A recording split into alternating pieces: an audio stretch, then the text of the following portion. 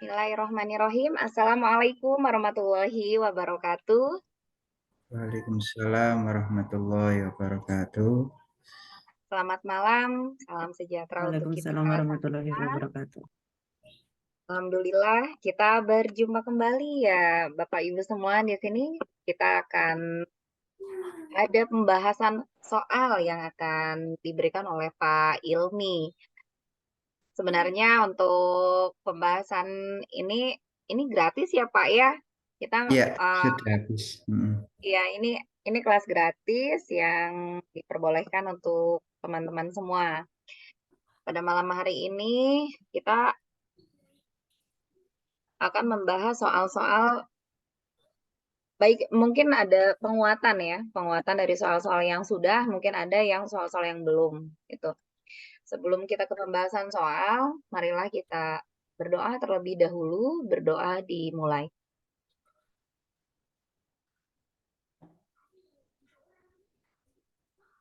Berdoa dicukupkan. Ya. Silakan Pak Ilmi. Ya, terima kasih Bu Susi. Assalamualaikum warahmatullahi wabarakatuh.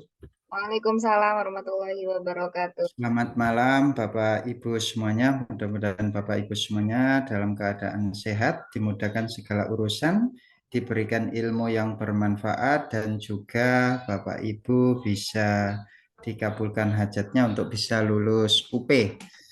Baik Bapak Ibu, pada malam hari ini kita akan melakukan penguatan untuk soal-soal UP yang sudah Bapak Ibu pelajari pada malam hari ini. Nanti kita perkuat lagi sehingga ketika menghadapi ujian itu Bapak Ibu sudah tidak bingung lagi ya. Baik, pada malam hari ini saya izin share screen terlebih dahulu. Ini saya ambilkan dari buku digital yang ada di LMS ya Bapak Ibu. Jadi LMS itu tidak saya tutup ya. Kalau pengen masuk untuk angkatan-angkatan yang lain itu bisa menggunakan darurat ya, darurat 123, kemudian untuk passwordnya bintang, D-nya besar, darurat 123 ya. Bapak Ibu masih bisa masuk lewat sana ya. Baik, pada malam hari ini kita perkuat untuk pemahaman kita terkait dengan soal-soal UP ya. Kompetensi guru itu terbagi menjadi berapa Bapak Ibu? 4. Terbagi menjadi 4 ya. Nah, inilah nantinya yang akan diuji ya. Salah satunya yaitu pedagogik lah. Pedagogik itu meliputi apa saja Bapak Ibu? Pedagogik itu meliputi apa saja di sini? Karakteristik peserta Ya, didik. jadi Bapak Ibu harus bisa memahami karakteristik peserta didik. Kemudian Bapak Ibu menguasai teori belajar dan prinsip pembelajaran. Kemudian pengembangan kurikulum, pembelajaran yang mendidik, pengembangan potensi peserta didik, cara berkomunikasi, penilaian, dan evaluasi. Lah, ini yang sering keluar di UP ya Bapak Ibu ya. Terutama yaitu terkait dengan teori belajar dan penilaian ya. Ini sering sekali keluar. Nah, kemudian kompetensi yang selanjutnya yaitu kepribadian. Kepribadian ini cenderung mencerminkan kepribadian positif seorang guru. Jadi harus supel, sabar, disiplin, jujur, rendah hati, wibawa, santun, empati, dan lain sebagainya. Ya, jadi guru itu harus mampu mendidik para peserta didiknya supaya memiliki attitude yang baik. Ya. Nah, kemudian yang kompetensi profesional ini yang berkaitan dengan kemampuan kita dalam menguasai materi pelajaran, Bapak Ibu ya. Jadi di situ kan ada IPA, IPS, PKN, bahasa Indonesia, matematika. Nah, itu yang termasuk ke dalam kompetensi profesional. Kalau tadi yang pedagogik itu cara kita menyampaikan ya, cara kita mengajar itu pedagogik. Kalau profesional itu materinya itu harus kita kuasai. Nah, di sini meliputi apa saja, yaitu menguasai materi yang kita ampu. Kalau di SD kan yaitu tadi ya. Jadi ada IPA, IPS, matematika, bahasa Indonesia. Ya, itu harus kita kuasai. Kemudian menguasai SKKD. Nah, kalau sekarang ya di kurikulum Merdeka ya ganti nama saja ya. CP, ATP ya. Nah, itu. Kemudian yang ketiga mampu mengembangkan materi pelajaran. Yang keempat mampu bertindak reflektif. Yang kelima memanfaatkan teknologi informasi. Nah, biasanya penggabungannya disebut dengan TIPEK ya Bapak Ibu ya. Sudah kenal kan TIPEK ya? Teknologikal, pedagogikal, terus apa Bapak Ibu? TIPEK. Nah, jadi intinya itu kalau TIPEK itu menggabungkan antara pedagogi, kemudian materi, dan juga dikaitkan dengan teknologi itu TIPEK ya. Kemudian ada kompetensi sosial, di sini meliputi mampu bersikap inklusif, objektif, dan tidak melakukan diskriminasi. Mampu berkomunikasi dengan efektif, mampu berkomunikasi baik secara lisan maupun tulisan, mampu beradaptasi. Ini kemampuan sosial. Nah, untuk behavioristik ini apa Bapak Ibu kemarin kata kuncinya behavioristik? Coba. Stimulus respon. Stimulus respon. Kemudian apa lagi? Tergantung Mengutamakan pada pembentukan guru. tingkah laku. Ya. Ada Pembelajaran latihan-latihan, ada pengulangan, ya kan? Nah, ada pembelajaran rain, berpusat pada guru. ya, ada Reinforcement, reinforcement, penguatan, ada penguatan positif penguatan dan negatif. negatif. Nah, tuh ya. Nah, yang termasuk teori behavioristik, ya, gimana Bu? Aku pin sepatu cat. Simpute kok tekmu, iku murah. Terus tuku ndek Donatello wis. Donatello. Ada sponsor ini ya. Donatello aku wis tuku sepatu. Ya, halo, sepatunya di itu dulu Bu ya.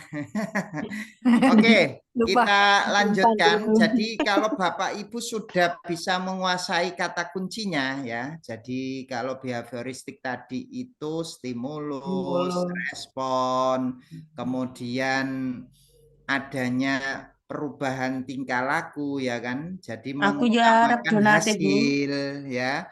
Kemudian ada reinforcement.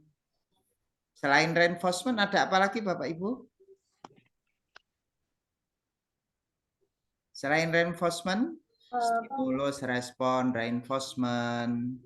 Kemudian ada ya, reinforcement itu penguatan ya. Ada penguatan positif, ada penguatan negatif. Nah, kemudian ada latihan-latihan. Ada pengulangan-pengulangan. Kenapa kok ada latihan-latihan, ada pengulangan-pengulangan? Karena di situ dia itu memandangnya behavioristik itu hasil. Jadi prosesnya itu tidak seberapa diitukan. Yang penting itu hasilnya. Makanya kalau tidak berhasil itu dilakukan pengulangan lagi sampai mencapai hasil yang diinginkan. Nah, itu termasuk ke dalam behavioristik. Nah, di sini toko-toko yang menganut behavioristik ini siapa saja? Di sini ada Trondik ya. Trondik itu ada hukum kesiapan, ada hukum latihan, ada hukum akibat. Ya. Jadi disiapkan dulu siswa itu untuk siap belajar, kemudian diberikan latihan-latihan. Nanti ada akibat yang ditimbulkan dari latihan-latihan tersebut, gitu ya. Ada Pavlov, ada Skinner. Lah, yang biasanya penguatan itu siapa, Bapak Ibu? Skinner ya. Jadi reinforcement ya, hubungannya dengan reinforcement itu sering keluar ya. Kemudian ada kognitif. Kognitif ini kata kuncinya apa, Bapak Ibu? Proses, ya. Jadi mengutamakan proses. Nah, ini ya. Jadi kognitif itu mengutamakan proses. Bukan hasilnya ya, tapi prosesnya yang itu kan ya. Nah, di sini guru itu harus mengamati masing-masing individu, ya, masing-masing individu terkait dengan kemampuan individu itu masing-masing. Ya. Nah, pembelajaran yang dilakukan itu harus disusun dari pola sederhana dan kompleks. Ya, di situ ya, karena disesuaikan dengan kognitif siswa, ya, disesuaikan dengan kognitif siswa. Ini ya. Oke, selanjutnya yang masuk ke dalam kognitif ini PASE ya. Ada asimilasi, ada akomodasi. Ada yang bisa menjelaskan asimilasi dan akomodasi, masih ingat? Gimana kira-kira bahasa sederhananya? Asimilasi dari yang lama menjadi yang baru itu loh Bapak. Sudah ada yang lama terus diasimilasi menjadi yang baru.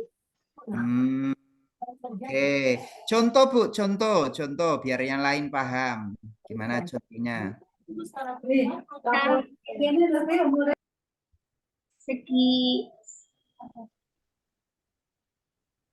Ya, contohnya Bu, silakan. Segitiga. Ya, Bu Rohma, ya, silakan Bu Rohma. Mengasimilasi dari pengetahuan yang sederhana terus menjadi gitu loh Pak, di lebih dimaksimalkan menjadi yang lebih kompleks gitu loh Bapak. Ya. Jadi misal ada bangun bidang sederhana terus menjadi misal segitiga, terus misal ada itu persegi panjang, terus nanti bisa dipecah-pecah menjadi segitiga, jalan pinjang apa gitu loh Pak. Itu yang asimilasi. Iya bener apa enggak gitu Bapak? Oke.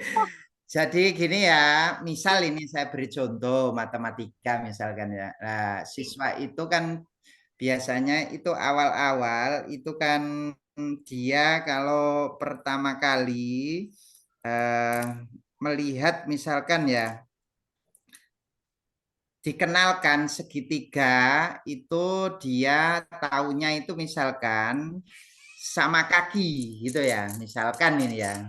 Maka kalau lihat segitiga yang lain itu pasti dia mengatakan sama kaki, padahal segitiga itu tidak semuanya itu sama kaki, begitu ya. Ada juga segitiga siku. Jadi kalau lihat yang lainnya itu mesti dia larinya, oh ini sama kaki ini gitu, karena kenalnya itu. Padahal, nah kemudian dia beradaptasi ya, jadilah akomodasi. Oh ternyata segitiga itu bermacam-macam gitu ya. Jadi yang bentuknya seperti ini mesti dia sama kaki misalkan ya, dia itu tahunya kan sama kaki, jadi tahunya itu lah. Kemudian diakomodasi, disesuaikan. Oh ternyata segitiga itu ada yang sama sisi, ada yang sama kaki, ada yang siku-siku. Gitulah.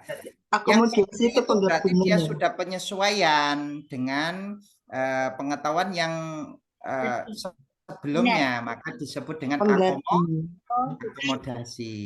Gitu. Penggabungan atau penyesuaian ya Pak? Iya, akomodasi itu penyesuaian. Seperti itu ya penjelasannya. Oke, selanjutnya kita ke konstruktivisme ini. Kata kuncinya apa Bapak Ibu? Konstruktivisme? Membentuk pengetahuannya sendiri. Iya, membentuk pengetahuannya sendiri, membangun pengetahuannya sendiri. Lah, dengan cara apa itu supaya siswa itu bisa membangun pengetahuannya sendiri?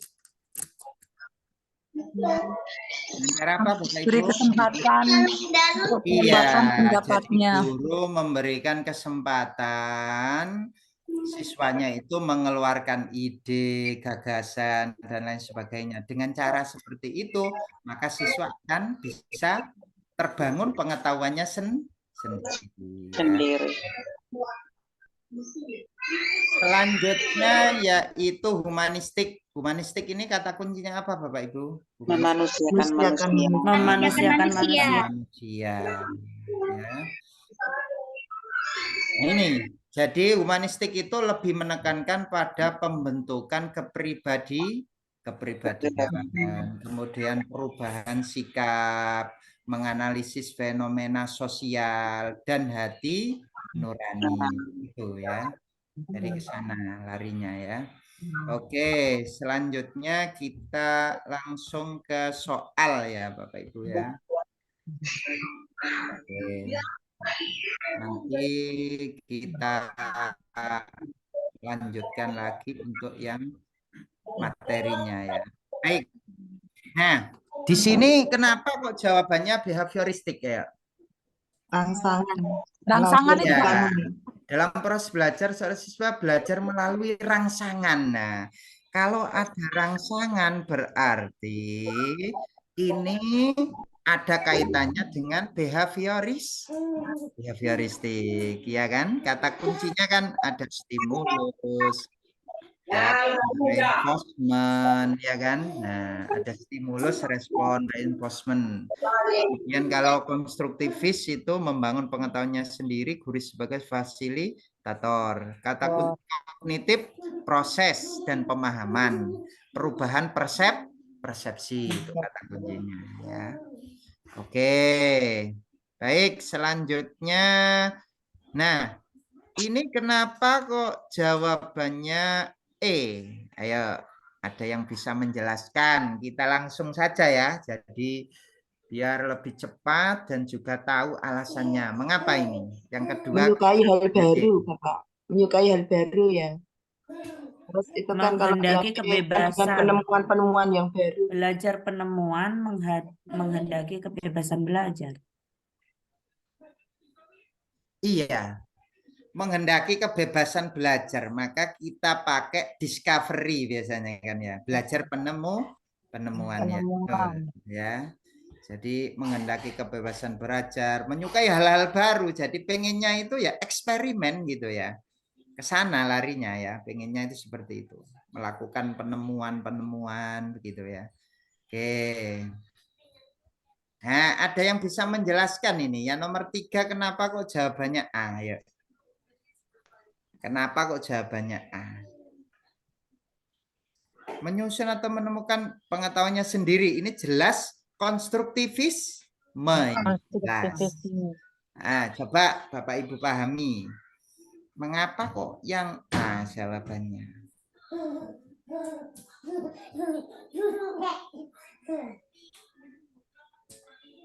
Karena izin Pak, Memberikan silakan. bimbingan itu Pak melalui langkah-langkah itu. karena melalui LKPD itu siswa bisa menemukan pengetahuan, mengkonstruksi pengetahuannya sendiri Pak. Mengkonstruksi pengetahuannya sendiri. Nah, Dengan oke, bantuan ya. langkah-langkah dari LKPD itu Pak. Bantuan langkah-langkah LKPD, siswanya nanti menemukan sendiri ya. Ya.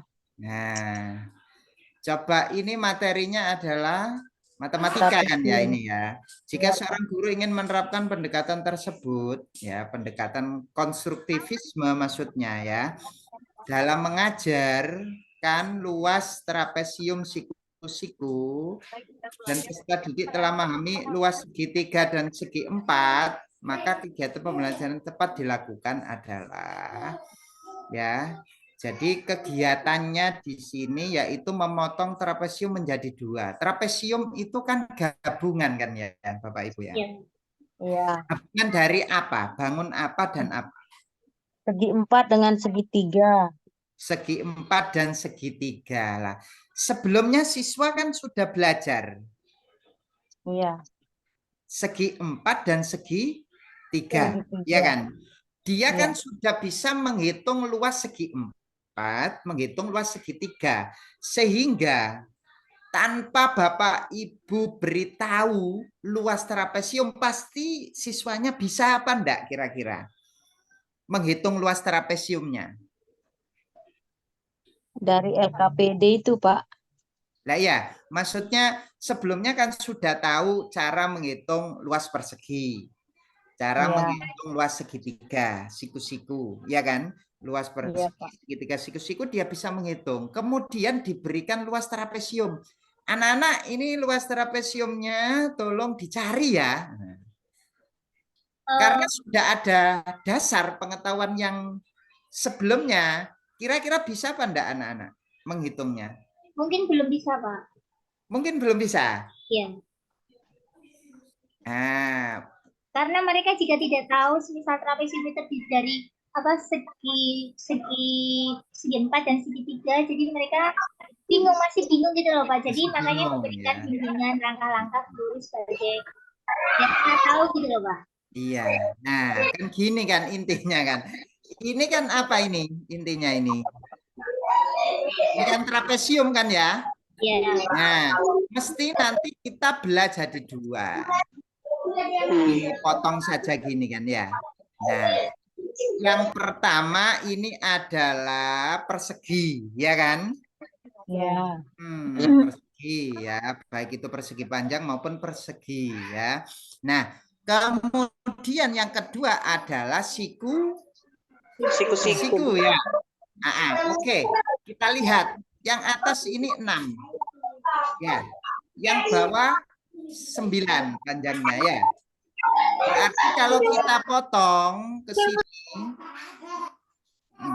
ini kan tingginya 4 kan ya, tingginya kan 4. Kalau kita potong, kita hitung luas yang ini dulu, kira-kira berapa luasnya? Yang persegi panjang dulu. Berapa Bapak Ibu? 54. 24 kan ya? Iya. 6 kali 4 kan ya, 24. Nah, ini luasnya 24. Nah, berarti kan siswa bisa menghitung, ya kan? Tapi ya sebelumnya diberikan bimbingan tadi kan ya, bahwa trapesium itu gabungan antara ini dan ini. Tapi ya jangan diberitahu dulu, biar dia diskusi sendiri gitu loh. Anak-anak, kalian kemarin sudah pernah mempelajari persegi ini dan juga segitiga. Tolong sekarang ilmunya itu dimanfaatkan di trapesium ini ya, gitu. Silakan. Gitu. Nah, dari sini saja sudah tahu bahwa luasnya adalah 24. Nah, sekarang luas yang segitiga siku-sikunya berapa Bapak Ibu? Ya, gampang. Gimana Bapak Ibu? Tanpa pakai ini apa? Rumus ya, tanpa pakai rumus. Pitagoras. Ya, tanpa pakai rumus Pitagoras masih bisa ya, masih bisa. Ya. Caranya gimana Pak? Caranya ini kan kalau di ini 6 berarti 3. bawahnya 9 berarti ini kan 3 ya. 3 ya. 3 kali 4 berapa? 12. 12. Ini kan 2, separuhnya 6. saja kan? Berarti 6. 6 kan gitu aja kan ya. Tanpa Pitagoras pun bisa. Nah, 6 berarti luas trapesium ini berapa? 6. Oh, berarti 6 ditambah 24 kan ya? 30. Luasnya, ya. 36. 36 tambah 6. 30. 30 luasnya. 24 ditambah Itu, Bapak 6. Ibu kan. Nah, matematika sederhana seperti inilah yang harus Bapak Ibu bangun dulu sebelum diberikan rumus-rumus yang semestinya gitu loh. Jadi digiring dulu lewat seperti ini Bapak Ibu ya. Nah, makanya tadi jawabannya adalah yang A ya kan. Karena sebelumnya sudah punya pengetahuan. Maka dia tinggal memotong saja menjadi 2, yaitu persegi dan segitiga siku. Kemudian menentukan rumus luasnya. Baru tahu dia selanjutnya ya. Nah, gitu Bapak Ibu. Oke. Ternyata bisa ya, tanpa kita beritahu dulu bisa, ya kan? Bisa. Oke, selanjutnya ini yang nomor 4 ini kira-kira jawabannya apa ini?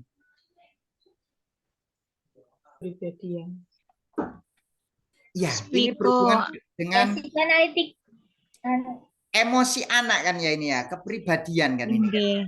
Nah, Psikoanalisis. ketika ditinggal ibunya itu nangis dia lagi, menarik tangan ibunya. Jadi gurunya mengizinkan, udah nggak apa-apa Bu, ditungguin dulu, nggak apa-apa gitu. Nanti perlahan-lahan Aku kuliah nih. ditinggalkan ya. Oke. Nah, di sini apa bedanya antara biologis dengan psikoanalitis? Apa Bapak Ibu?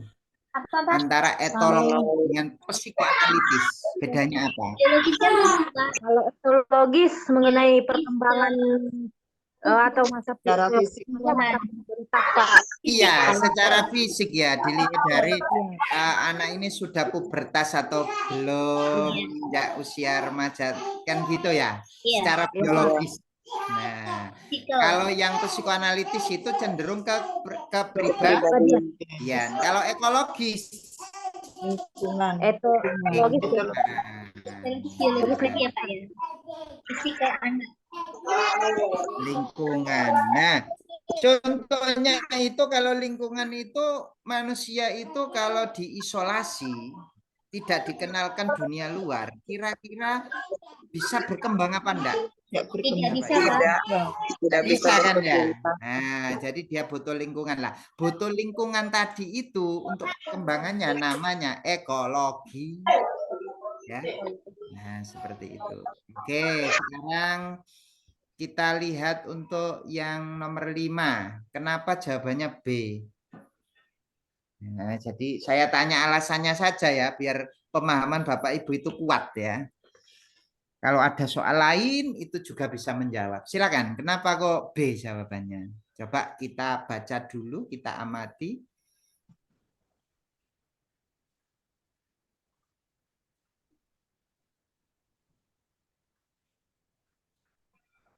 Ketika guru bercerita, dia tidak bisa konsentrasi. Ketika kita menceritakan kembali mengalami kesulitan. Cuma topiknya aja Pak ini Pak. Yang cuma topiknya. Rumusan masalah yang tidak berkaitan kan ya di sini ya. Berarti apakah topik cerita mempengaruhi kemampuan siswa? Jadi itu kan yang tidak berkaitan kan ya. Jadi yang bermasalah ini kan yang bermasalah itu kan strateginya, metodenya ya, cara memotivasi siswanya ya kan. Kemudian medianya ya. Itu yang bermasalah. Jadi yang tidak berkaitan itu topik ya. Oke, selanjutnya yang nomor 6. Nah, kalau siswa tidak mencapai KKM kira-kira gimana Bapak Ibu? Iya, dilakukan remedial kan ya? Remedial. Ya, kalau yang sudah mencapai KKM biasanya diberikan apa? Pengayaan. Jadi yang sudah mencapai KKM diberikan pengayaan, yang di bawah KKM dilakukan remedial. Oke, yang nomor 7 ini kita diminta motivasi. Motivasi itu gimana kira-kira? Dorongan. Motivasi di awal apa di akhir? Awal ya. Tujuannya untuk apa Bapak Ibu? Memberikan masukan dorongan kepada anak-anak. Iya, supaya anak itu tertarik dengan pembelajaran yang akan diberikan. Yang akan diberikan. Semangat untuk belajar.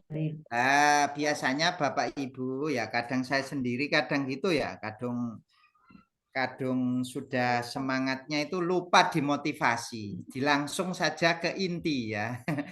Anak-anak yuk langsung kita belajar ini gitu ya. Padahal anak-anak itu butuh dimotivasi dulu. Caranya gimana memotivasinya? Yaitu dengan kita tayangkan video. Kita berikan gambar-gambar di awal. Kita berikan cerita singkat ya tentang materi yang akan kita sampaikan ya. Nah, itu Bapak Ibu ya. Nah, maka di sini yang cocok adalah yang A ya, guru memberikan semangat pendidik untuk mencari pengalaman mematuhi aturan agama di sekolah. Ya, yang B itu penutup, yang C itu inti, yang D itu inti, yang E itu guru memberikan contoh sikap patuh pada aturan, memberikan contoh itu di persepsi ya, di awal ya. Nah, jadi yang gimana? Silakan.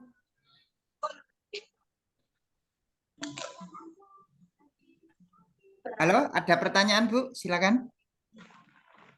Jadi intinya motivasi itu biasanya disajikan video, disajikan gambar atau cerita-cerita yang berkaitan dengan Pelajaran yang akan disampaikan. ingin kita sampaikan ya, supaya anak-anak itu tertarik, dikasih video dulu, dikasih gambar-gambar ya.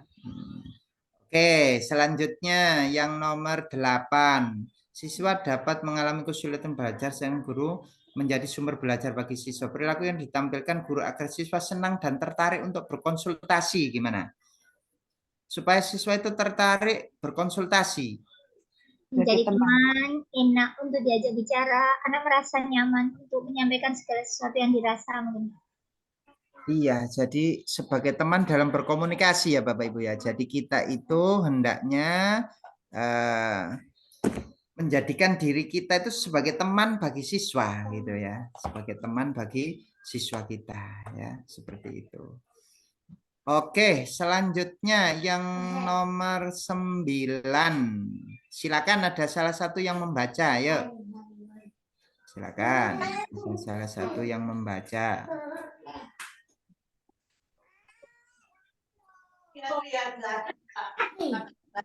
Ya, silakan Bapak Ibu, ada salah satu yang membaca. Izin membaca, Pak. Ya, silakan Bu. Berdasarkan undang-undang yang berlaku tentang guru, bahwa selama melaksanakan tugas pokok dan fungsinya harus menyesuaikan tuntutan perkembangan iptek, masyarakat, dan kebutuhan peserta didik. Berikut ini adalah contoh penyesuaian tugas pokok guru dalam melaksanakan pembelajaran dalam menghadapi pembelajaran abad 21, yaitu A. Menggunakan program aplikasi untuk mengelola nilai peserta didik. B. Menerapkan model pembelajar yang berorientasi pengembangan HOTS. C. Menjadi tenaga ahli di bidang TIK untuk kepentingan pembelajaran. D. Menganalisis kekuatan dan kelemahan suatu model pembelajaran. E. Menerapkan aplikasi untuk menyusun program semester. Iya. Mengapa kok jawabannya B, Bu? Barangkali ada alasannya. Kenapa kok di sini B? Atau jangan-jangan ini salah ini? Ayo coba. Karena menghadapi pembelajaran bab 1, Bapak, jadi kita lebih harus kompeten dan lebih kompleks gitu loh, Bapak.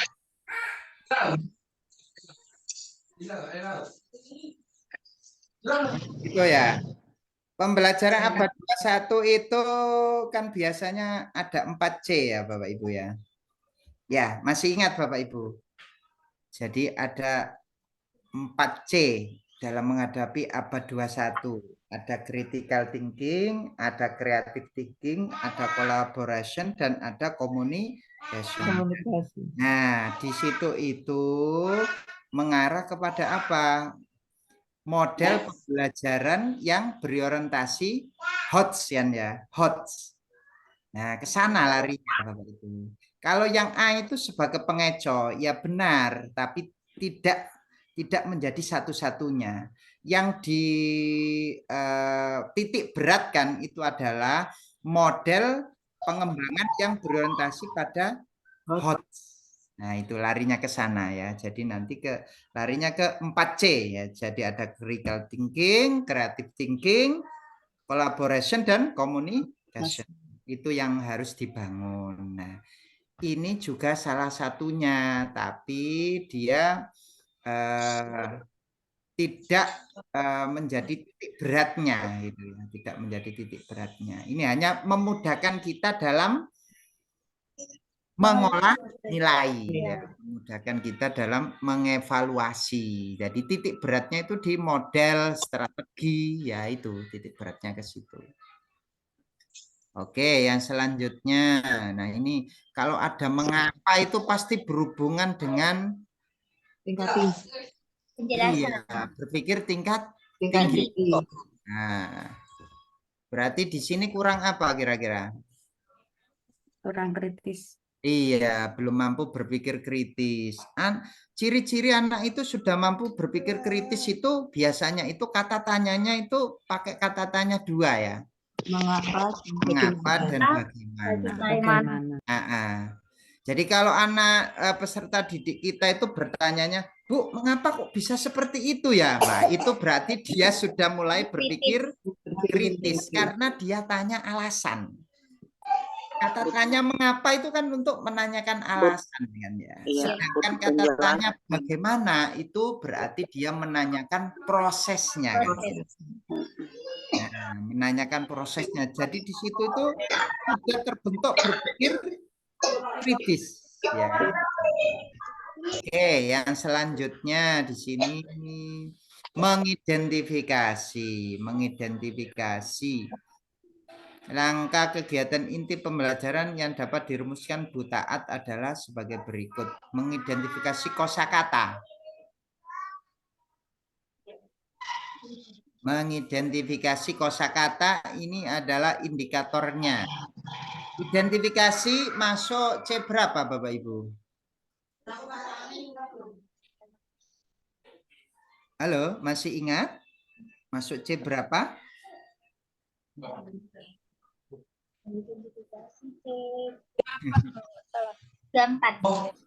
Identifikasi C4. 3. Analisis kan berarti lah. 3, Pak.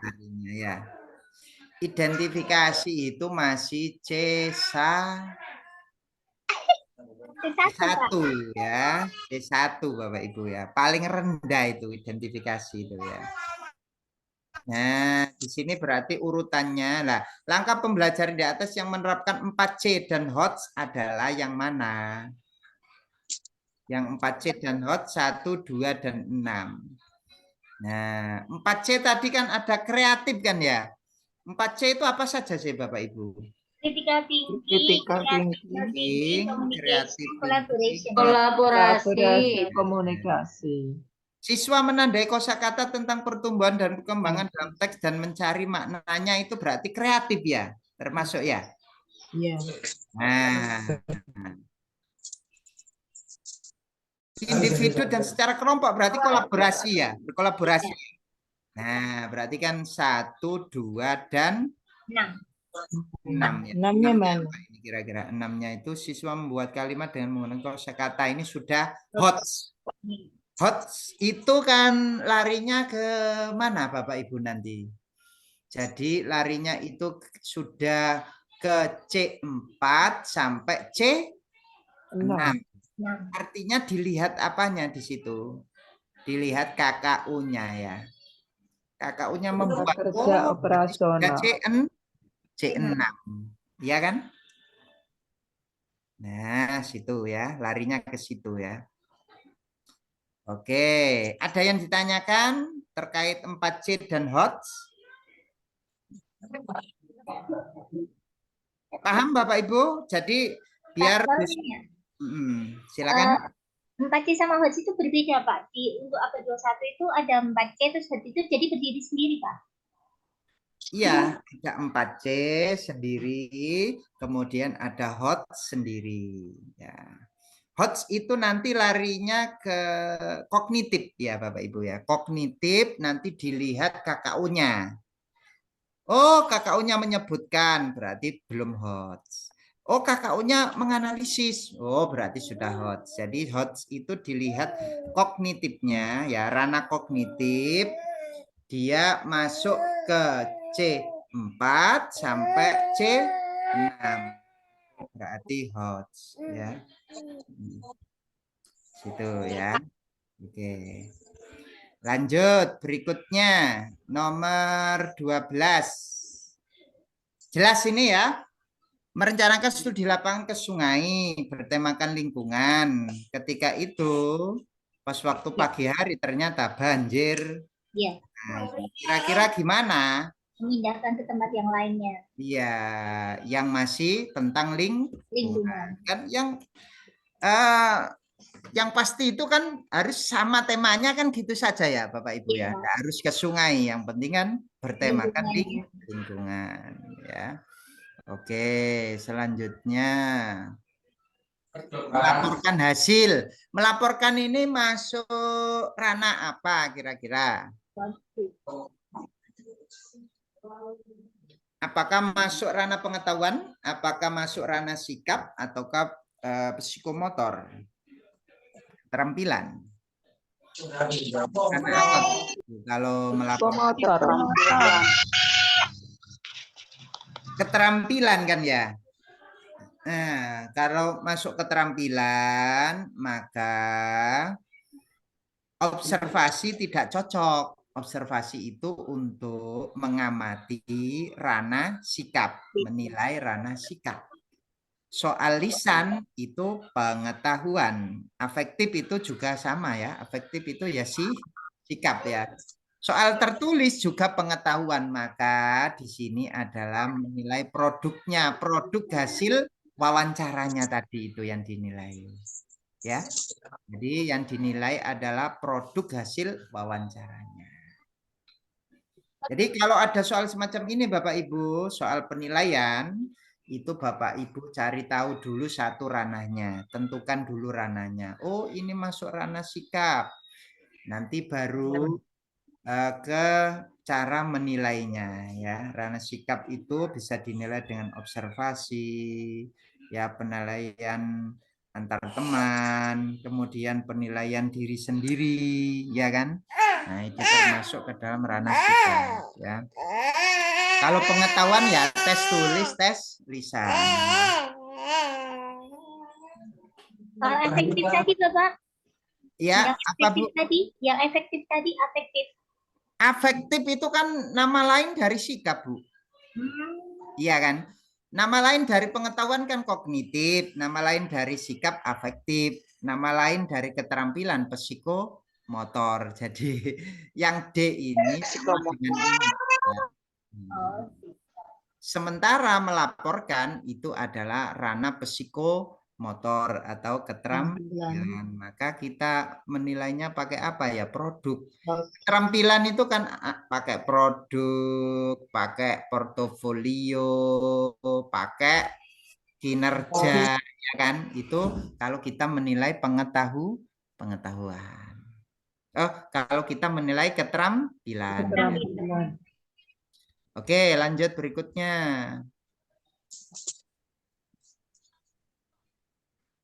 Nah, ini cara menentukan luas Bapak Ibu ya. Satuan tidak baku. Nah, ini biasanya saya juga begitu. Kalau menerangkan itu pakai uji coba dulu dengan hal-hal yang sederhana Bapak Ibu. Sebelum ke rumus ya.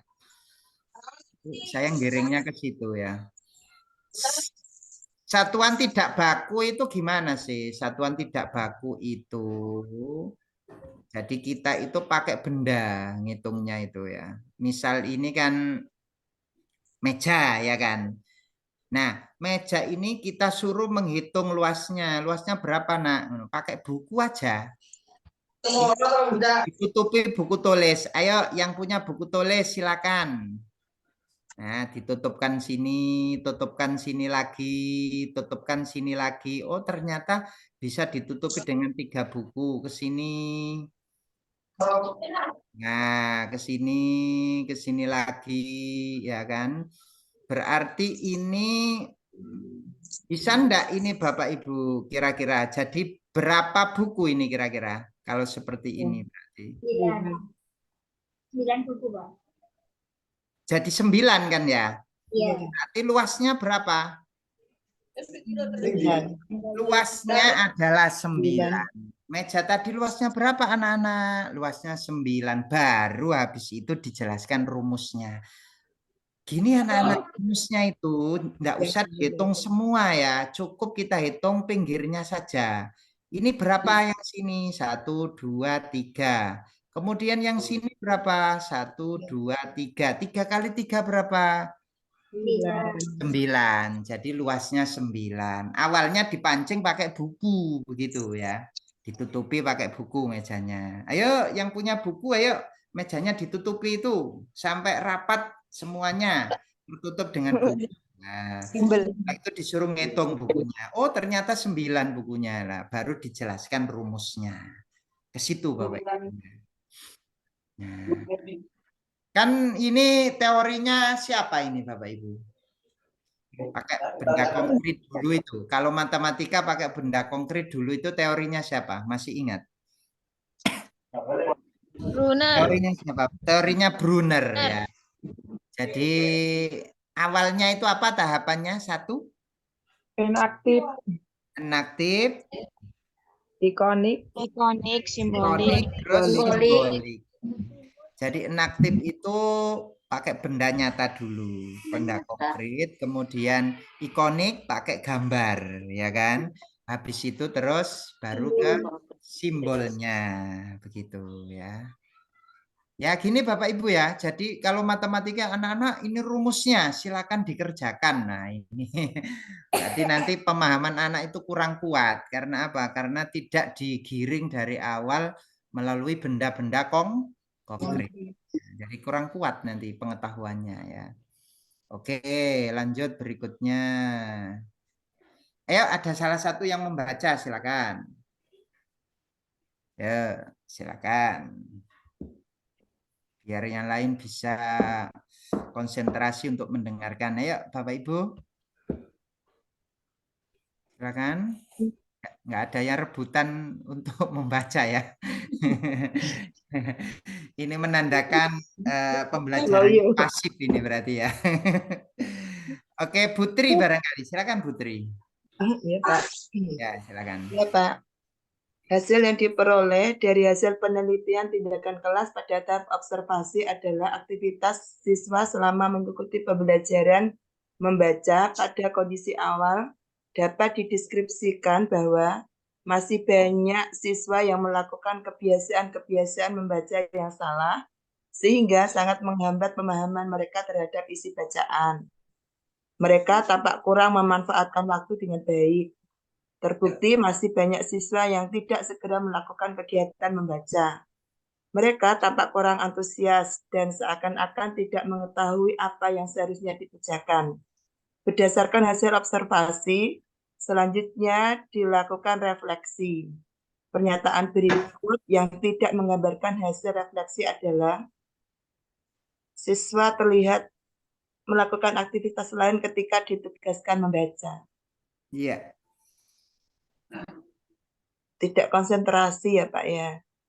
Iya. Jadi di sini kan yang tidak menggambarkan yang ditanyakan ya Bapak Ibu ya. Jadi yang tidak di atas menggambarkan. ya. Siswa terlihat melakukan aktivitas lain ketika ditugaskan kan enggak melakukan Tidak ada, aktivitas ya. lain kan ya. Jadi ini tidak ada kaitannya dengan tidak ada kaitannya ya, betul. Ini langkah awal ketika kita itu mau melakukan penelitian tindakan kelas ya. Jadi langkah awalnya kan identifikasi. Jadi ini proses identifikasi dilihat di kelasnya. Oh, melakukan kebiasaan membaca yang salah, kemudian tampak kurang memanfaatkan waktu ya. Yang selanjutnya yaitu antusias. Nah, kira-kira di sini yang tidak menggambarkan berarti siswa terlihat melakukan aktivitas lain, padahal enggak kan, ya kan? Guru tidak menyediakan bahan bacaan, bisa jadi kan ya. Makanya enggak antusias ya. Guru kurang memberikan pengarahan, jadinya kurang antusias. Males-malesan ya. Ya, siswa kurang diberi kesempatan, ya kan? Nah, guru tidak menjelaskan bagaimana teknik membaca yang efektif. Nah, ini tadi kan salah kan ya? Ya. Terjadi kesalahan di sini kan ya? Salah membaca. Kebiasaan membias yang salah. Maka keempat-empatnya itu ada kaitannya, kecuali yang Melakukan aktivitas lain. kecuali yang A kan ya. Nah, itu. Jadi di sini yang ditanyakan yang tidak menggambarkan. Ya, oke. Selanjutnya, ya Bapak Ibu. Izin Pak, Ya, silakan Bu. seorang guru merancang evaluasi dengan mendasarkan pada indikator dan tujuan pembelajaran yang sudah ditentukan di RPP. Evaluasi tersebut dimaksudkan untuk menentukan hasil dan kemajuan belajar siswa. Maka jenis evaluasi yang dapat dipilih oleh guru adalah evaluasi sumatif. Sumatif itu untuk menentukan hasil dan kemajuan belajar siswa. Biasanya penilaian akhir semester itu evaluasi sumatif ya. Kalau formatif itu untuk memperbaiki ya, untuk perbaikan.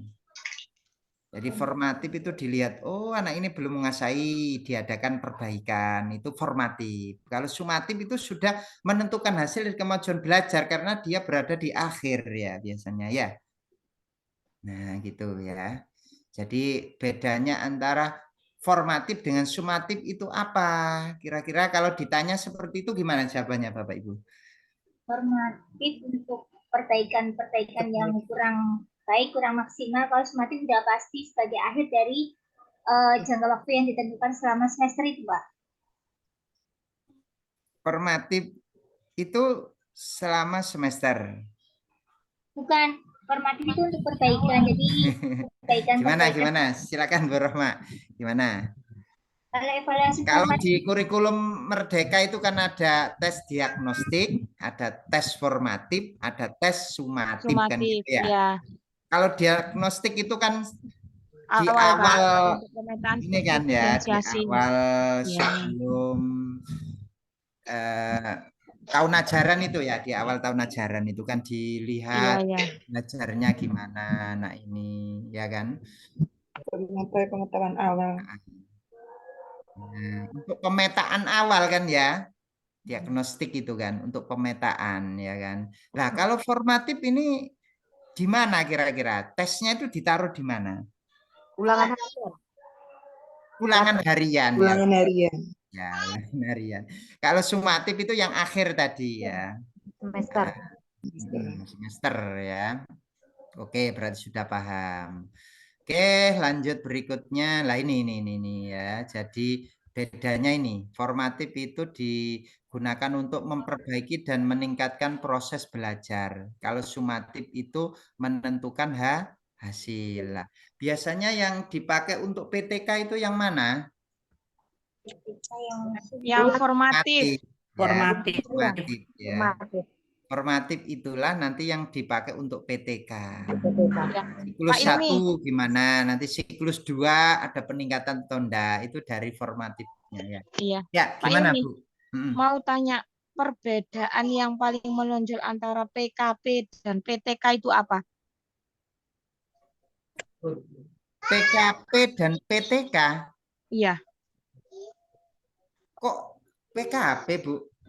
PKP itu loh Pak, yang kalau kita skripsi akhir pada waktu universitas terbuka itu loh Pak. Itu kan kayak membuat PTK itu kan, tapi judulnya kan PKP, pemantapan apa itu? Kemampuan pembelajaran. Oh itu Pak Helmi, maaf saya boleh tambahkan Pak. Iya, silakan Bu. Iya. Saya Soalnya saya enggak ikut UT ya. Oh iya. Kurang paham itu. Ada siklusnya Pak. Jadi tugas akhir dia mengambil PTK Pak. Gitu loh. Di dalamnya ada PTK gitu. Kalau gitu. Jadi tugas akhir kayak skripsi juga, cuman kita PTK. Gitu loh Pak. Jadi PTK yang diskripsikan gitu ya. Ya Pak. Gitu. PTK yang diskripsikan jadi tidak murni skripsi gitu ya. Jadi PTK yang diskripsikan ya. Loh, biasanya Iya, Biasanya kalau PTK itu gandengannya dengan ini apa satunya itu untuk kepala sekolah itu pengesahan. Apa? Kenaikan pangkat apa gimana, Pak? Bukan. Bukan. Untuk PTK sama untuk kepala sekolah itu PTS sepertinya. Penelitian tindakan KS. sekolah ya. Untuk KS. Aja enak ya. Ya, ada PTK, ada PTS itu ya. Iya, biasanya kalau ini apa namanya PTK itu biasanya di tugas akhir di semester 2 pada saat mengambil PI bidang ilmu, sementara PKP itu tugas akhir di semester 3. Iya, maksudnya itu isinya. Kalau PTK kan juga ada Kalau siklusnya ini ya. lebih ringkas dari Sepertinya di PTK. setiap Kalau universitas berbeda-beda, misalnya Pak, ini Pak. Iya, kalau misalnya PKP ini lebih ringkas dari PTK, nggak pakai siklus. Nggak pakai siklus, Bu ya? Enggak. Kalau PKP, Jadi yang menonjol di situ ya bedanya ya. kalau Ya. PTK itu ada siklus, ada perbaikan. Intinya lebih tipis, lebih ringkas dari. Ya. Kebalik tak Paham, Bu, paham. sama itu. Ya, kalau PTK, kalau saya PKP saya juga pakai siklus, Bu. Iya, kalau saya PKP juga pakai siklus. Malahan pemaparan kalau di Google itu PTK minimal 40 lembar, kalau PKP lebih dari 60-an gitu. Makanya Iya. kalau PKP diedit seperti menjadi kali. PTK itu enggak apa-apa ya. Bisa Murni dilanjutkan PTK ke ya nomor PTK berikutnya gitu nggak, Pak Pak? Ilmi ya. Kalau PTK, kalau PKP itu memang tugas yang ada PTK di dalamnya. Iya. Itu loh Pak Ilmi. Mungkin tergantung dari universitas masing-masing kali ya, Bu. Karena kami kalau di sini ya kayak gitu. Oke, baik Bapak Ibu. Kita lanjut saja ya. Itu karena enggak seluruhnya kan ada di UT ya. Jadi ada yang enggak tahu tentang itu ya. Iya. Enggak, soalnya ini kan Oke, baik. buat UKIP gitu loh, Pak. Yang pernah di UT mesti tahu itu ya. Tapi kalau yang murni dari universitas yang lain barangkali ya kenalnya ya skripsi itu kan ya. Nah, gini Pak Ilmi, maaf saya mau tanya Pak Ilmi. Kalau kita sebagai guru kelas, PTK itu yang idealnya bagi guru kelas berapa kali dalam dia? Apakah memang dalam misal 1 tahun ini memegang kelas 3 misalnya? Apakah idealnya dia itu 1 tahun itu satu saja Bu, idealnya Bu. Oh berarti setiap tahun kita ada PTK Pak? Idealnya loh ya, idealnya itu ideal. 1 tahun satu saja Bu, idealnya. Oh, iya. Jadi kan tiap tahun itu kita tahu kelemahan dari siswa kita. Itu idealnya seperti itu. Idealnya. Tapi ya kadangkala kita itu ya kadangkala enggak tiap tahun ya. Karena terkendala administrasi jadi idealnya itu ya 1 tahun itu menghasilkan 1. Itu idealnya. Untuk perbaikan pembelajaran kita ya, seperti itu. Ya, kita lanjut ya Bapak Ibu ya ke nomor 17 silakan.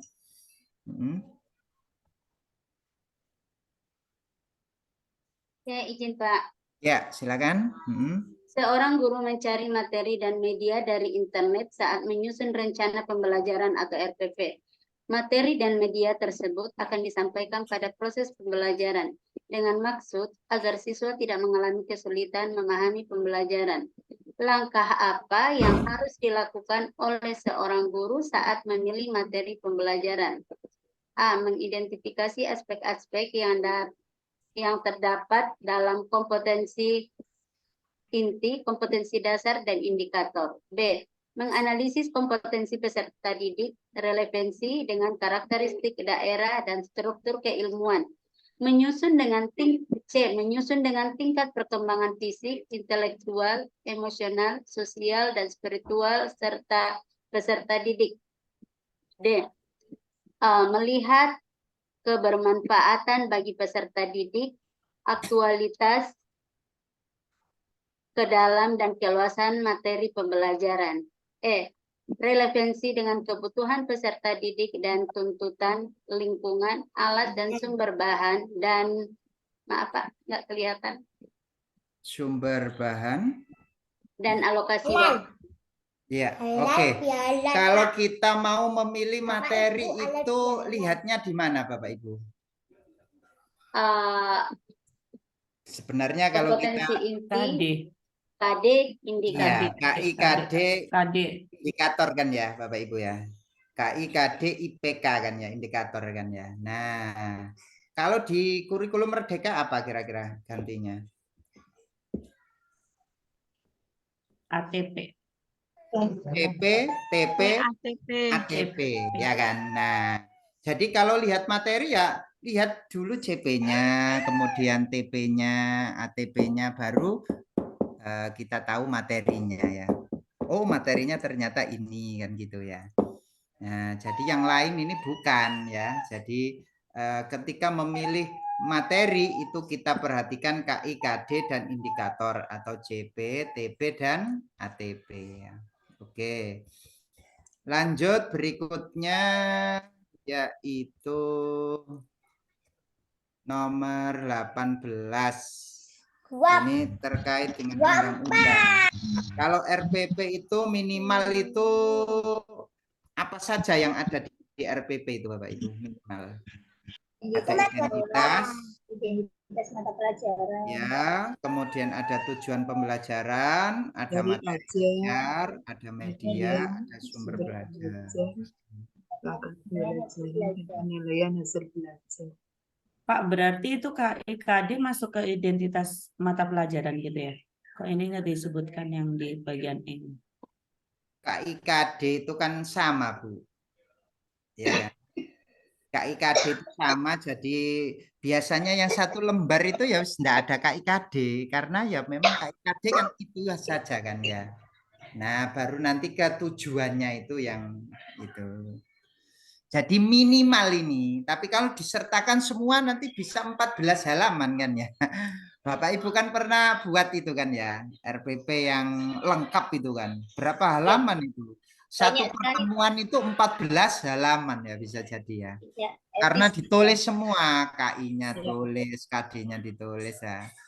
Sekarang kan diberi kebebasan Bapak Ibu. Yang belum kurikulum Merdeka, yang darurat itu kan ya cukup ini saja, enggak usah terlalu banyak ya. Tuh ya. Oke. Jadi intinya tapi tadi di soalnya ada ditulis darurat, RPP darurat atau enggak Pak tadi Pak di soalnya? Enggak ada, Mbak. Enggak ada. Tapi minimalnya kan yang ditanyakan Bu di sini. Nah, sekurang-kurangnya itu mencakup apa RPP itu? Sekurang-kurangnya itu mencakup daripada identitas sekolah, identitas mata pelajaran, tujuan pembelajaran, materi ajar, media, sumber belajar, rangka belajar, dan penilaian hasil belajar. Itu sekurang-kurangnya itu kalau buat RPP yang paling ringkas ya mencakup ini Bu, sekurang-kurangnya ya. Kalau KIKD itu lihatnya di mana? Lihat di silabus kan nanti bisa ya. Nah, jadi kan sama. Jadi sekurang-kurangnya untuk menghemat ya pakai yang ini. Makanya dulu kan ada RPP satu lembar itu ya diringkas ini Bu. Enggak ditulis IKD-nya. Ya. RPP Corona ya Pak. Nah, sekarang malah kan lebih simpel lagi Bu. Ya kan? Lebih simpel lagi malah RPP-nya itu dibuat RPP digital. Jadi RPP-nya itu hanya satu lembar gitu. Tapi kalau di scan pakai barcode ya kan, pakai barcode di scan itu sudah ada tahap-tahapannya. Lebih canggih lagi sekarang ya. Oke, lanjut berikutnya. Kecerdasan kinestetik itu apa Bapak Ibu kira-kira? Kinestetik itu apa? Yang Bapak Ibu ketahui? Gerak ya. Kan gerak ya. Jadi anak itu senengannya itu bergerak ya istilahnya ya. ada kecerdasan matematis, ada kecerdasan linguistik, ada kecerdasan kinestetik, ya, ada kecerdasan naturalis. Nah, yang kinestetik itu yang senang gerak itu, ya. Nah, maka cocoknya apa ini siswa yang semacam ini kira-kira? Kalau senang gerak itu cocoknya apa? Project based learning. PBL. Terus senangnya dia itu mengerjakan tugas, berarti ya dikasih Project. proyek, ya, dikasih proyek, ya. Berarti PJBL, ya kan, PJBL. Kalau PBL kurang cocok, mungkin nggak ada proyeknya, ya. Nah, kalau PJBL, wah ini anak ini sewenang itu kalau diajak berkarya, ya, karena punya kecerdasan kinestetik, ya. Oke, gerak. Bapak Ibu punya peserta didik di sekolah yang model seperti itu? Kalau diterangkan itu munyer aja di kelas itu, ya, muter. Ada, Pak. Ada, ya? Ada. Malah Bu, mengganggu teman-teman yang lain, Pak. suruh nempel-nempel gitu, Bu, di papan tulis, ya. Paling senang itu, ya. Nah, Tapi jadi, anaknya Pak kurang pintar. Jadi untuk membacanya kurang, tapi sukanya muser. Jadi mengganggu teman-temannya gitu loh, Pak. oh, membacanya kurang. Iya, kurang bisa membaca karena emang dia dari lingkungan keluarga nggak ditumbuh sama kedua orang tuanya bekerja terus pulangnya udah malam. Jadi kadang PR apa nggak dikerjakan gitu loh, Pak. Ya, itu memang idealnya itu kalau pembelajaran yang model gitu, Bu, ya. Anak itu kan punya gaya belajar masing-masing. Iya. Nah, sementara kita mau menerapkan diferensiasi, ya. Idealnya di luar negeri kan gurunya 2. Jadi ada yang megang anak yang tadi, yang low tadi, ya kan. Iya. Nah, yang low itu dipegang guru sendiri ada gitu. Jadi kita kan lebih enak, ya. Tapi di Indonesia ini pokoknya hebat gurunya. Semua jadi satu, Pak. Gurunya itu paling hebat pokoknya, ya. Iya. Nah, ini Bapak Ibu, ciri khasnya kooperatif itu bekerja kelompok, ya. Biasanya itu ada kuis, ya, semacam kuis atau apa gitu, ya, diberi seperti itu, ya. Kemudian kalau problem solving itu masalah-masalah real, kehidupan nyata, ya. Kemudian kalau PJBL itu menerapkan proyek, ya. Nah, inquiry itu proses untuk memperoleh dan mendapatkan informasi dan melakukan observasi dan eksperimen. Nah, ini, ya. Ini kata kuncinya, ya, inquiry, observasi dan eksperimen. Kalau discovery itu mencari, ya, mencari, menyelidiki. Nah, mencari, menyelidiki, ya. Oke, selanjutnya Bapak Ibu, kontekstual berarti situasi dunia nyata, itu kontekstual, ya. Nah, ini tadi kita ke kecerdasan lagi ini. Nah, ini juga kecerdasan Bapak Ibu, ya. Jangan dikira anak itu kalau anak itu bisa membuang sampah pada tempatnya, itu juga kecerdasan Bapak Ibu. Anak itu tidak mencoret-coret tembok, berarti dia punya kecerdasan. Ya, enggak harus pinter matematika, pinter IPA, itu enggak harus, ya. Ini, coba kita lihat. Di sekolah seorang guru menuliskan beberapa aturan seperti dilarang menginjak rumput dan mencoret-coret meja. Ini merupakan pembiasaan kepada peserta didik agar berkembang kecerdasan naturalis, Bapak Ibu. Jadi dia tidak menginjak rumput, tidak mencoret-coret meja, itu berarti dia punya kecerdasan naturalis, ya. Ini penjelasannya.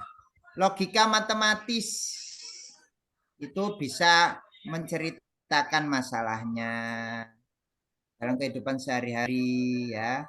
Merencanakan eksperimen, membuat diagram, membuat analogi, itu berarti dia masuk ke kecerdasan matematis, ya. Kemudian kalau yang visual spasial itu bisa visualisasi, senang warna-warna, senang gambar, sketsa, simbol, itu berarti dia punya kecerdasan visual spasial, ya. Kalau linguistik itu, wah, bicaranya itu luar biasa ya. Belum ditanya gitu, dia sudah bercerita. Cerita. Bu, saya itu tadi gini. Nah, itu berarti anak itu punya kecerdasan linguistik. Ya. Jadi guru harus tahu itu. Oh, anak ini kecerdasannya ini, anak ini, menonjolnya ini. Jadi nanti bisa dikembangkan, Bapak Ibu. Sesuai dengan minat dan bakatnya masing-masing ya. Berarti linguistik kalau seperti itu. Kalau kinestetik itu respon tubuh, senengannya teater ya. Peta tubuh, konsep kinestetis. Nah, itu. Kalau yang naturalis itu kalau diterangkan itu senengannya lihat keluar. Ada apa enggak Bapak Ibu? Peserta didik itu senengannya lihat yang hijau-hijau. Diterangkan gitu kadang ngelihat keluar kelas. Ada. Ada. Lah itu berarti punya kecerdasan naturalis. Ya, jadi sekali-sekali ya jangan di dalam kalau pembelajaran kalau ada anak seperti itu ya. Biar dia itu bisa kita eksplor ya kecerdasannya. Jadi kadang-kadang itu kita pembelajarannya di luar kelas ya. Biar dia happy ya. Oke, maksudnya, lanjut berikutnya. Maksudnya naturalis itu emang dia kecerdasan dari bawaan dia lahir gitu maksudnya. Natural itu kan dari dia. Enggak, bisa dibentuk, Bu. Oh. Ya, bisa dibentuk. Secara alami. Ya kan. Jalan-jalan di alam terbuka. Tapi ya biasanya itu juga ada bakat ya. Iya. Tapi yang lainnya juga bisa dibentuk kecerdasan ini tidak hanya anak itu tadi ya. Jadi yang lainnya juga seperti itu. Ya bisa dibentuk ya istilahnya. Tidak menginjak rumput, tidak memesama sembarangan itu kan ya. Yang lainnya kan bisa dibentuk kecerdasan seperti itu ya. Jadi ada juga yang memang dari awal ya lihatnya itu keluar, senengannya alam terbuka, oh berarti naturalis dia ya. Itu besok jadi pecinta alam gitu kadang-kadang ya. Senengannya apa itu? Yang naik gunung itu. Ya, hiking. Ya, itu senengannya besok seperti itu ya anaknya itu ya. Oke, lanjut berikutnya 21. Daftar checklist. Berarti penilaian kinerja. Oke, lanjut berikutnya.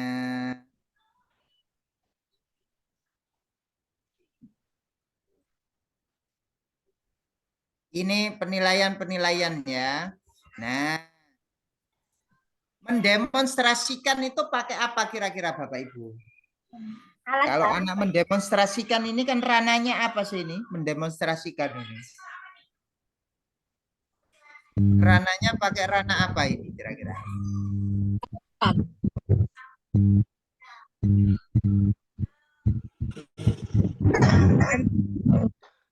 Halo ya, pakai rana apa Bapak Ibu mendemonstrasikan? Keterampilan ya kan, rananya keterampilan. Jadi yang cocok adalah daftar cek ya. Benar salah, pilihan ganda, menjodohkan, jawaban bebas, ini semua adalah pengetahuan. Bapak Ibu kalau membuat soal kan tidak terpaku pilihan ganda saja kan. Ada menjodohkan, ada jawaban bebas, ada benar salah ya. Nah, itu Bapak Ibu ya. Bapak Ibu. Oke, selanjutnya. Berikutnya Bapak Ibu, nomor 23 silakan. Ada yang bagian membaca, silakan.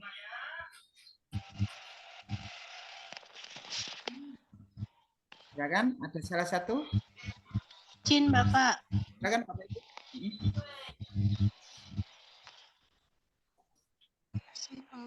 Silakan dibaca. Bu Rina barangkali. Oke, Pak.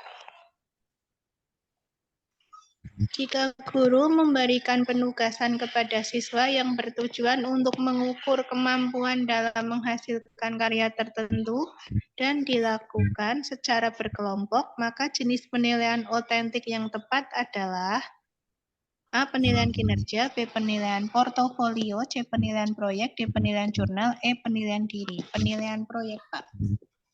Nah, menghasilkan karya ya Bapak Ibu ya.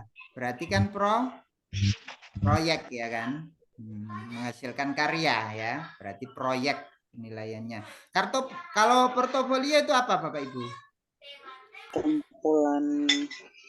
Kumpulan karya ya. Kumpulan karya.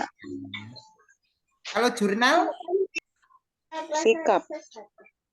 Jurnal itu masuk ranah sikap ya Bapak Ibu ya. Sementara tadi kan keterampilan, jadi kita pilihnya adalah proyek ya. Oke, karena menghasilkan karya ya. Selanjutnya,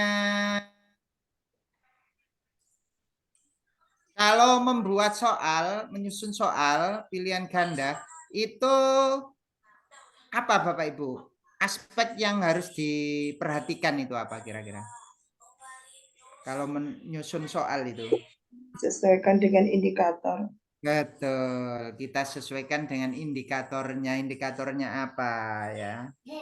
Jadi nggak boleh menyimpang dari indikator, ya kan? Indikator itu kan yang ingin dicapai kan, ya kan? Nah, gitu.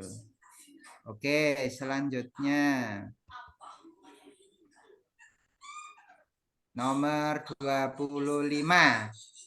Jelas ini ya Bapak Ibu ya, kumpulan karya berarti portofolio ya, udah jelas ini. Karya berarti portofolio. Ini Brunner. Nah, ada teori Brunner itu ada enaktif, benda ikonik, gambar, simbolik, simbolnya ya, simbol matematikanya. Nah, maka langkah yang tepat ya, yang mana ini kira-kira?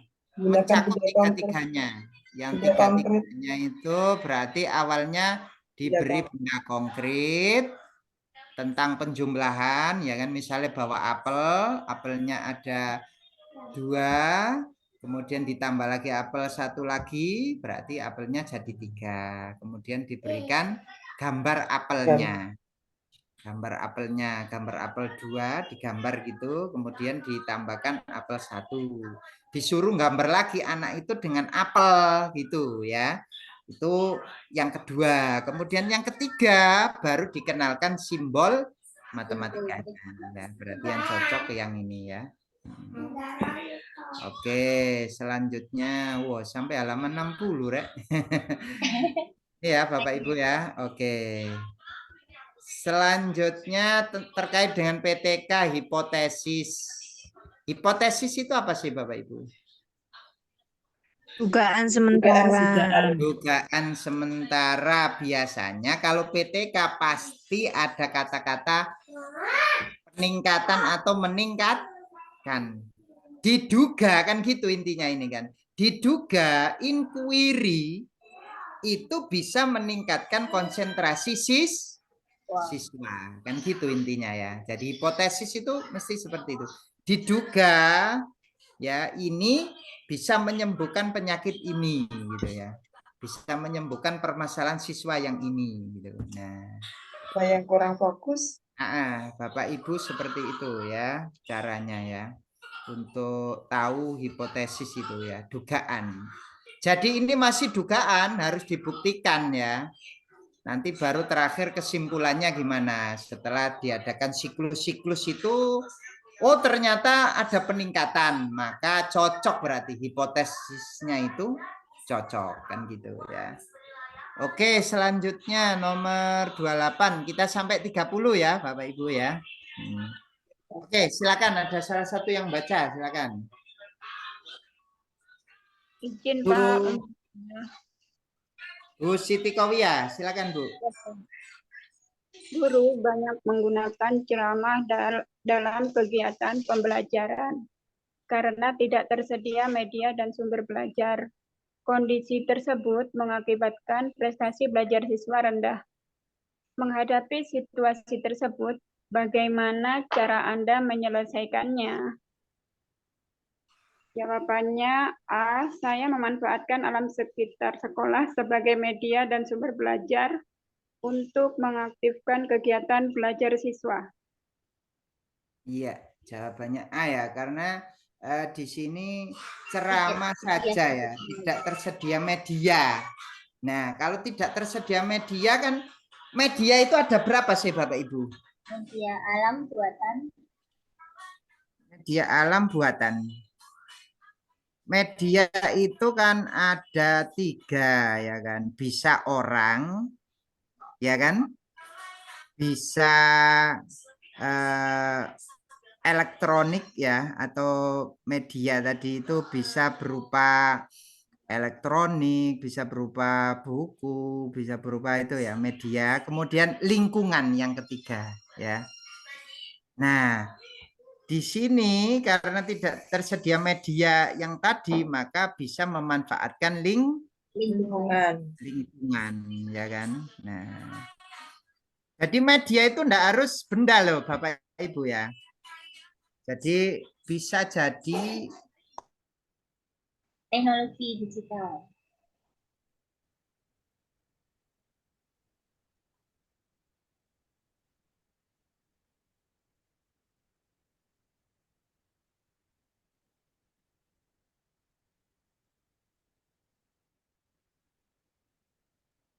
Pak Ilminya menghilang.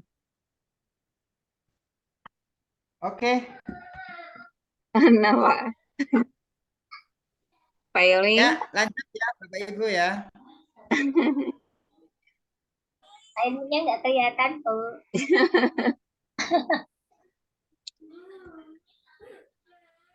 Oke, kita lanjutkan. Nah, jadi kita memanfaatkan alam ya, Bapak Ibu ya.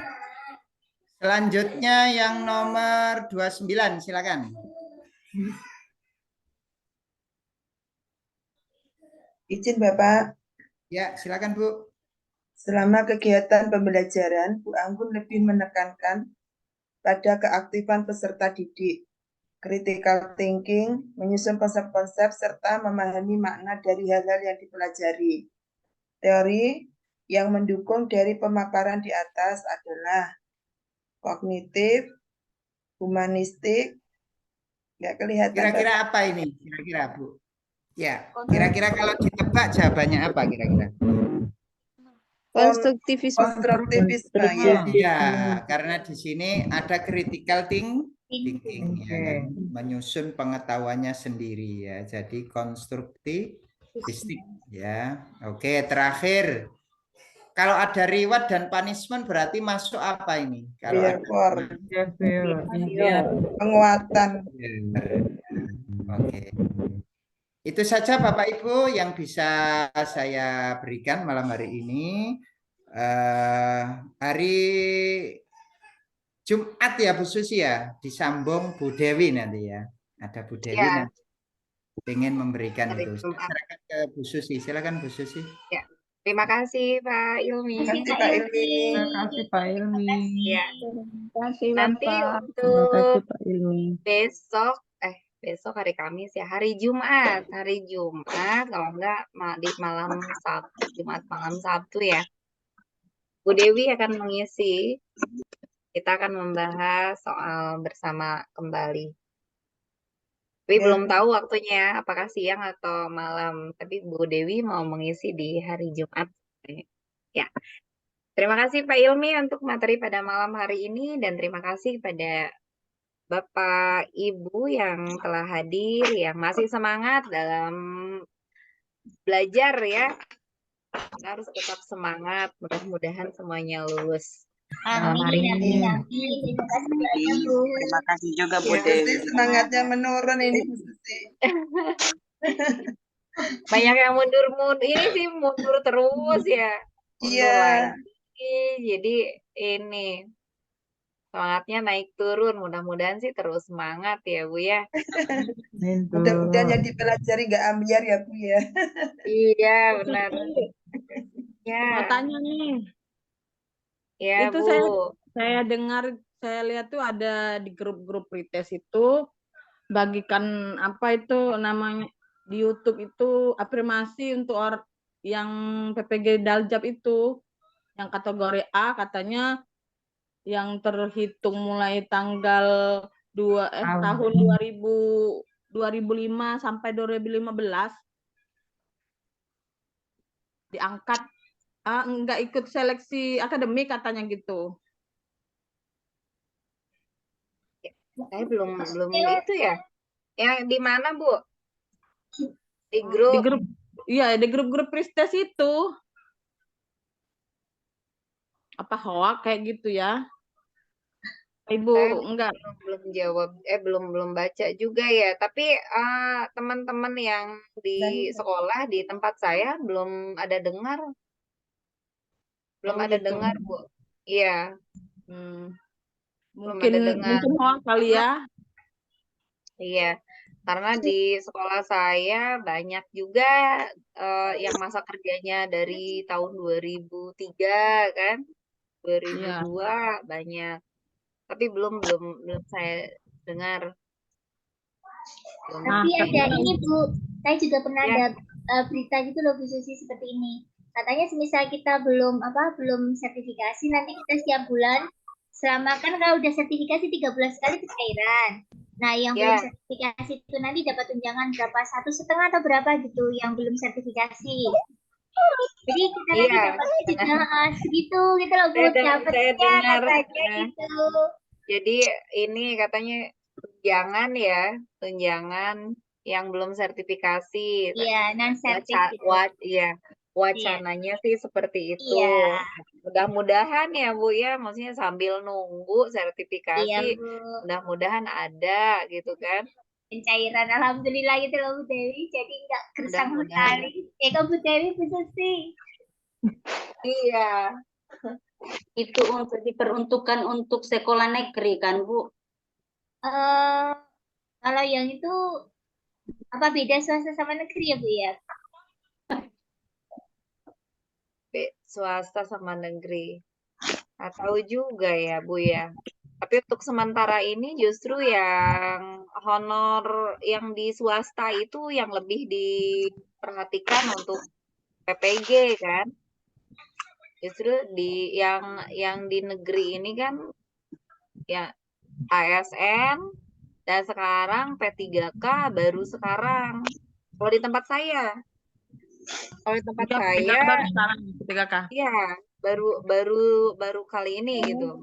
Tahun ini yang dari P3K yang diambil karena yang honor itu yang di tempat saya nggak masuk untuk PPG. Saya waktu tahun berapa ya lulus seleksi itu, tapi saya ditolak karena katanya saya ini masih honor sekolah. Saya ditolak tahun berapa sih? Oh ya, yang bukan PPG. mungkin Bu. Kalau dulu itu bukan PPG, masih apa sih namanya? PLPG. PLPG. Tapi tes juga kan? Tes pertama itu, pretest pertama itu kebetulan saya masuk, nilainya masuk. Nah, nggak ada ini apa namanya? Nggak ada konfirmasi lagi. Justru teman-teman saya yang TKK gitu, yang sudah TKK, beliau ini yang masuk. Kalau yang dari honor nggak bisa. Tapi mudah-mudahan ya. Saya dulu itu gimana Bu?